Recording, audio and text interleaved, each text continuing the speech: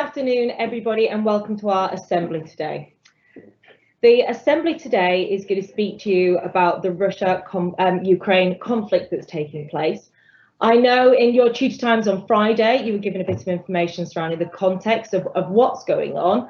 The assembly today is going to try and do the two things that are on the board, talk about why Putin feels he's entitled to take the action that he's taken in Ukraine, and also a little bit more information about the position that Britain have taken and why Britain has taken that stance regarding this conflict.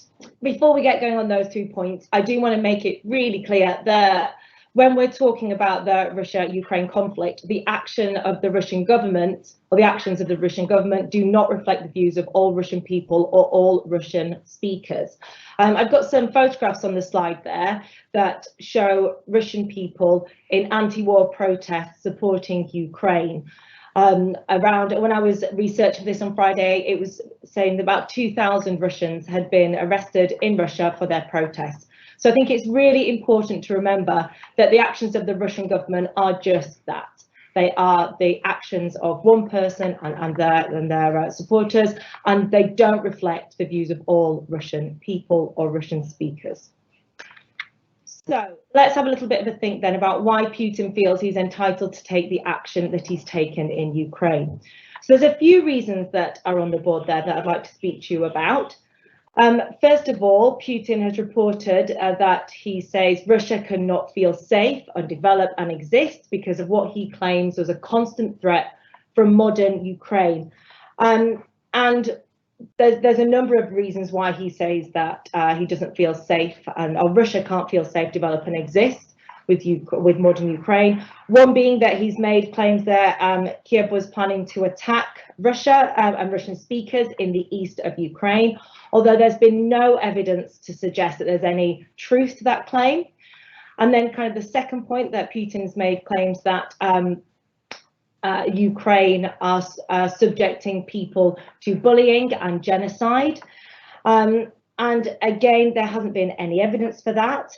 After 2014, when the pro-Russian president was removed from power, Putin has claimed since then that the Ukraine has taken action against refugees and Jewish people in Ukraine. But again, there's been no evidence to suggest that there's any truth in that. And that's why you might have heard Putin say that he needs to the denazification of Ukraine is one of his agendas here, is that he says that there has been action towards Jewish people within Ukraine. Again, no evidence at all from that. You know, in fact, the president of Ukraine is Jewish himself and has come out and said that there is no truth to those statements. The Ukraine also wants to become a part of NATO, and for anybody who doesn't know what NATO is, I've put a definition of that on the board there.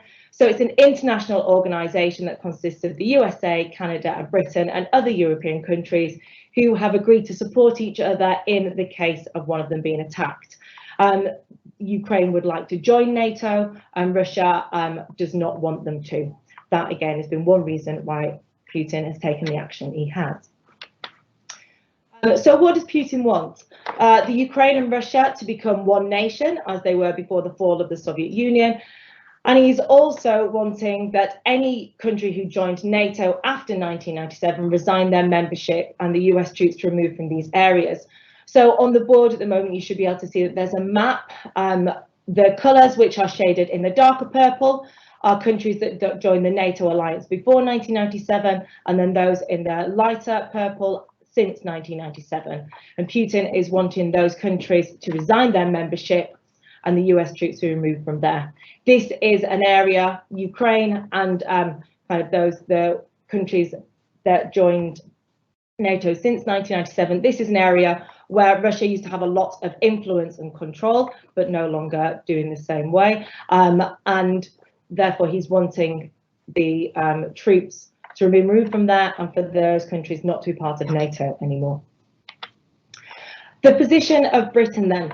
So Britain has taken the following actions against Russia. So they placed economic sanctions upon them. Britain, along with other countries, have done this with the aim being that these sanctions will be felt so deeply within Russia that Putin will stop the invasion of Ukraine so that the economic sanctions will be removed. And also Britain has taken the action that Russia's national airline is banned from landing in the UK.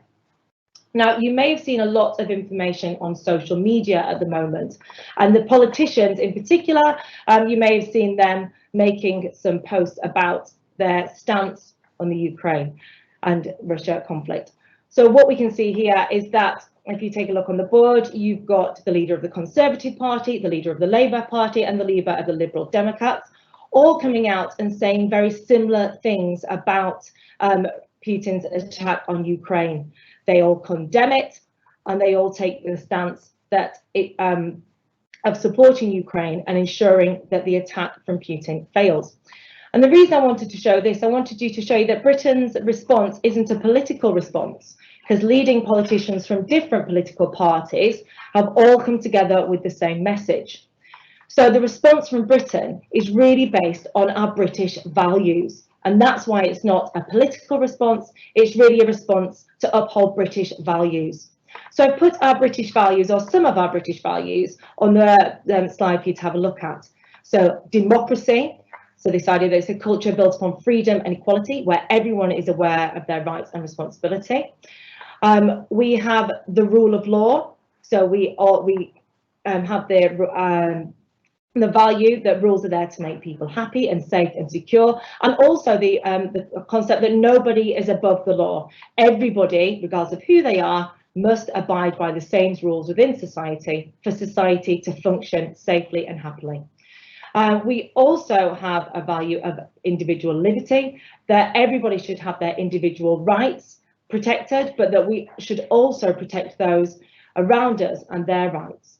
And also the idea of mutual respect and tolerance of different faiths and beliefs. And again, that's this understanding that we don't all share the same beliefs and values, but we respect everybody's ideas, even if they are different to our own. So when we're thinking about the actions of Putin against Ukraine, it really is undemocratic and goes against the values that we've got on the board here. So through the invasion, it's preventing people from having their freedoms, whether that's political, social, and religious. It's acting in an unlawful manner, not taking a regard for the safety of others, and not allowing others to have different views. So that's the view of being undemocratic. So the British have taken the stance that Putin's invasion of the Ukraine is undemocratic and shows no regard for the rights and liberties of the Ukrainian people. Britain is a democratic country, and a key value of modern British society is upholding this value, and therefore Britain has condemned the actions of Putin and are allied with Ukraine.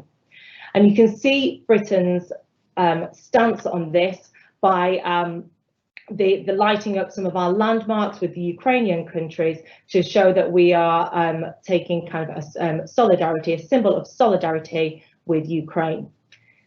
Now, these values of Britain are not just our values, but they are shared by many nations, and therefore across the world there were similar scenes to be seen.